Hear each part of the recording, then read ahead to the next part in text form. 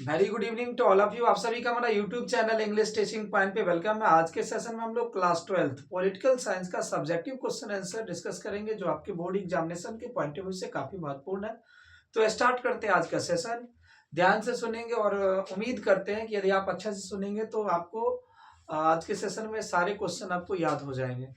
हमारा जो first question है वो है गठबंधन की राजनीति से आप क्या समझते हैं। फर्स्ट हमारा क्वेश्चन है गठबंधन की राजनीति से आप क्या समझते हैं। तो दो या दो से अधिक दलों से बनी सरकार को हम लोग गठबंधन की सरकार बोलते हैं। जैसे अभी बिहार में एनडीए की सरकार है, जिसमें आप जानते हैं कि 5 दल है।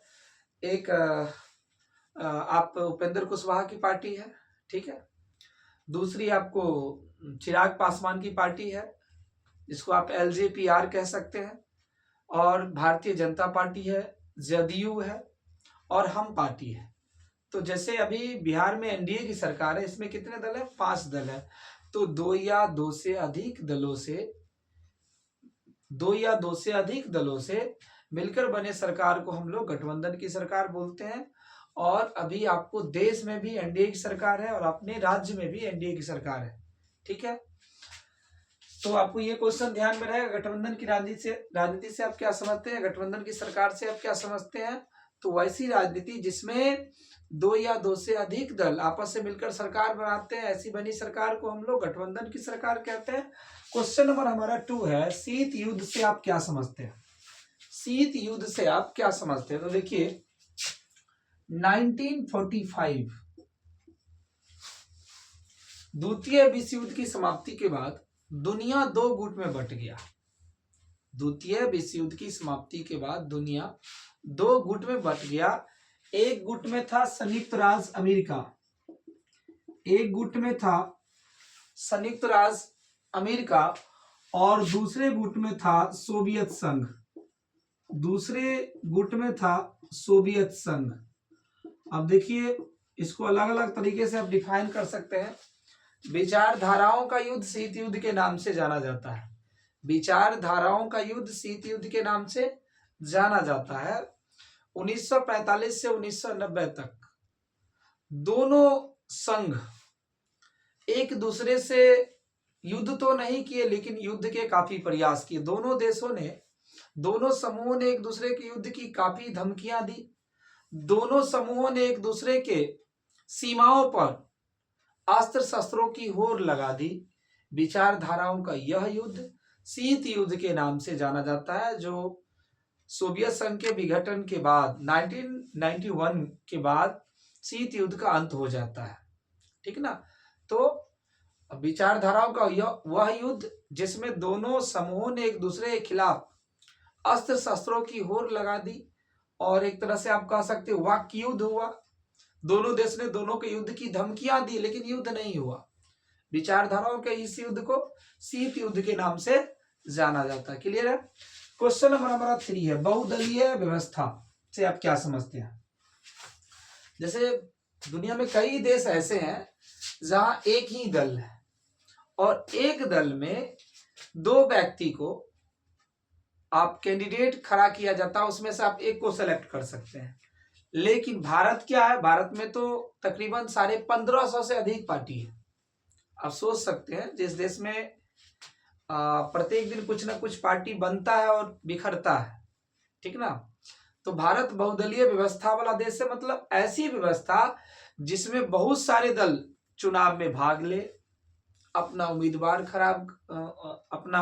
खड़ा करे और चुनाव जीतने पर सरकार में शामिल हो। तो ऐसा व्यवस्था वाला देश, बहुदलीय व्यवस्था वाला देश कहलाता है। भारत बहुदलीय व्यवस्था वाला देश है, क्योंकि भारत में बहुत सारी पार्टी है। आप राष्ट्रीय पार्टी को ले लो तो बीजेपी है, भारतीय जनता पार्टी जिसकी स्थापना 1980 में हुई थी, और प्रेजेंट टाइम में इसके जो चेयरमैन है वो जेपी नड्डा है, ठीक ना। और आपकी जो कांग्रेस पार्टी है, भारत की सबसे पुरानी पार्टी है, इसकी स्थापना 1885 में हुई थी, और अभी इसका जो प्रेजेंट चेयरमैन है उनका नाम है मल्लिकार्जुन खड़गे, ठीक ना। ऐसे ही आप कुछ आम आदमी पार्टी को ले लीजिए, आप समाजवादी पार्टी को ले लीजिए, जदयू को ले लीजिए, आरजेडी हो गया, एलजेपीआर हो गया, और एलजेपी का तो फिर स्थिति खत्म है, क्योंकि जब आप जानते हैं कि एक समय ऐसा था, जो चिराग पासवान के जो चाचा है पाशुपति पारस, उनके उनके गुट में चले गए थे एलजेपीआर, मतलब लोक जनशक्ति पार्टी के सारे आप विधायक कह, सांसद कह ले, तो फिर वो पार्टी पर उनका कब्जा हो गया। फिर इन्होंने एक अलग पार्टी बनाई और उन्होंने उसका नाम रखा लोक जनशक्ति पार्टी रामविलास। और इस बार आप जानते हैं 19 विधायक एलजेपीआर से बिहार में निर्वाचित हुए हैं, 19। ठीक है, तो आप कह सकते हैं फोर्थ सबसे बड़ी पार्टी आप कह सकते हैं। फर्स्ट है बीजेपी, बिहार में सबसे बड़ी पार्टी 89 सीट। सेकेंड आपका जेडीयू है 85 सीट। थर्ड आपका आप ले सकते हैं इसको आरजेडी 25 सीट। और फोर्थ जो है वो आपका हो गया एलजेपीआर, जो मुख्य रूप से संचालन करते हैं चिराग पासवान। ठीक है, तो आपने बहुदलीय व्यवस्था समझे, ओवैसी व्यवस्था जिसमें बहुत सारे दल भाग ले, बहुदलीय व्यवस्था कहलाती है। ठीक है, चलिए अब हमारा क्वेश्चन है गुट निरपेक्षता। अब देखिए, गुट मतलब किसी समूह में बट जाना। तो 1945 में दुनिया 2 गुट में बट गया। एक गुट में था यूएसए और दूसरा गुट में था सोवियत यूनियन। अब देखिए, भारत जो है ना किसी भी गुट में शामिल नहीं हुआ। भारत ही नहीं, दुनिया का बहुत सारा देश जो है किसी गुट में शामिल नहीं हुआ। मतलब आप इसको ऐसे लिख सकते हैं कि 1945 में दुनिया 2 गुटों में बट गया और भारत के साथ साथ दुनिया के कई देशों ने किसी भी गुट में शामिल होने का निर्णय नहीं लिया, जिसे गुट निरपेक्षता की संज्ञा दी गई। और गुट निरपेक्षता की अगुवाई में हमारे देश के first prime minister Pandit Jawaharlal Nehru भी थे। ठीक है, तो आपको इस चारों क्वेश्चन में कोई प्रॉब्लम शायद नहीं होना चाहिए। विविधता में एकता से आप ये देखिए, आप 10th में भी पढ़े होंगे, भारत में विभिन्न जाति और धर्म को मानने वाले लोग रहते हैं।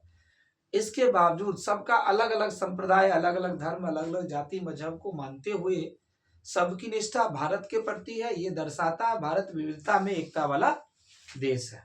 ठीक है, चलिए क्वेश्चन नंबर हम लोग चलते हैं 6 पे।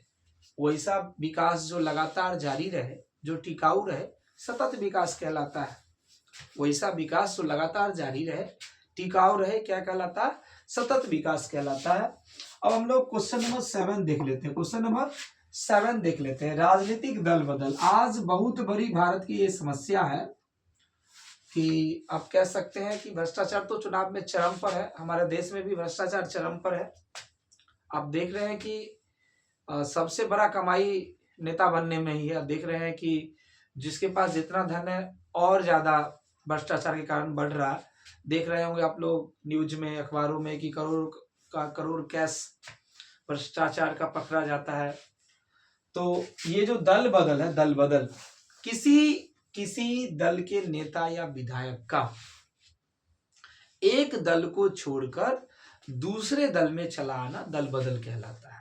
लेकिन अब इसको रोक लगाने के लिए दल बदल कानून लाया गया है, जिसके तहत यदि कोई नेता या विधायक एक दल को छोड़कर दूसरे दल में आता है जो जीता हुआ है, तो उसकी सदस्यता रद्द कर दी जाती है। लेकिन आप ले लीजिए शिवसेना, जानते होंगे महाराष्ट्र की पार्टी है शिवसेना।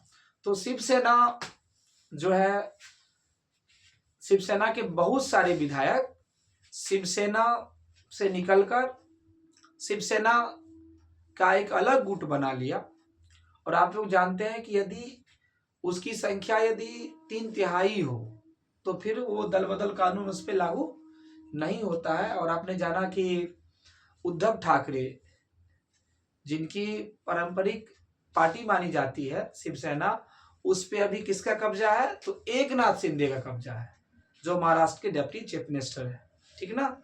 तो ये जान लीजिए कि यदि 1, 2 या 4, 5 विधायक यदि 30 संख्या में जीते हैं और 4-5 विधायक एक दल से छोड़कर दूसरे दल में चले आते हैं तो फिर उनकी सदस्यता रद्द कर दी जाएगी। लेकिन इनकी संख्या यदि 25 हो जाए, 22 हो जाए, 23 हो जाए तो फिर वो एक अलग समूह, एक अलग पार्टी बना सकते हैं, उस पार्टी पे उनका ही कब्जा हो जाएगा।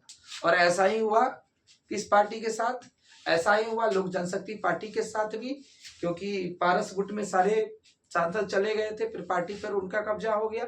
और आज चिराग पासवान के पास जो पार्टी है वो पहले वाली पार्टी नहीं है, इसमें देखिएगा आर लगा हुआ, लोक जनशक्ति पार्टी रामविलास। ठीक है, यही हाल शिवसेना के साथ भी हुआ। शिवसेना के जितने विधायक थे सबने समर्थन एकनाथ शिंदे का कर दिया और उस पर कब्जा किसका हो गया, एकनाथ शिंदे का हो गया। राइट ना। तो आपको ये बस इतना याद रखना है कि किसी दल के नेता या विधायक का एक दल को छोड़कर दूसरे दल में चला आना दल बदल कहलाता है। चलिए हम नेक्स्ट क्वेश्चन पे चलते हैं। राष्ट्रीय दल से आप क्या समझते हैं? तो ऐसा दल जिसका कम से कम 4 राज्यों में 6% वोट शेयर हो, राष्ट्रीय दल कहलाता है। और जिसमें आप बीजेपी को ले लीजिए, आप बीजेपी राष्ट्रीय पार्टी है, आप कांग्रेस को ले लीजिए, आप आम आदमी पार्टी को ले लीजिए, ये तीनों राष्ट्रीय पार्टी है। ठीक है, अब चलिए अब हम लोग धर्मनिरपेक्षता से आप क्या समझते हैं, ये नेक्स्ट क्वेश्चन है, क्वेश्चन नंबर 9 है। तो धर्मनिरपेक्षता मतलब, धर्मनिरपेक्षता, भारत एक धर्मनिरपेक्ष देश है, सभी धर्म को बनाने की आजादी धर्मनिरपेक्षता है, जिसमें किसी भी धर्म के साथ भेदभाव नहीं किया जाएगा। तो भारत एक धर्मनिरपेक्ष राष्ट्र है। और अब चलिए लास्ट हमारा क्वेश्चन है, शीत युद्ध का अंत कैसे हुआ? तो जैसे ही देखिए 2 समूह लड़ रहा है और एक समूह कमजोर हो जाएगा तो ऑलरेडी युद्ध क्या हो जाएगा, अंत हो जाएगा। और यही हाल हुआ किसके साथ, ये सोवियत यूनियन के साथ हुआ। और 1991 में सोवियत यूनियन कई राष्ट्र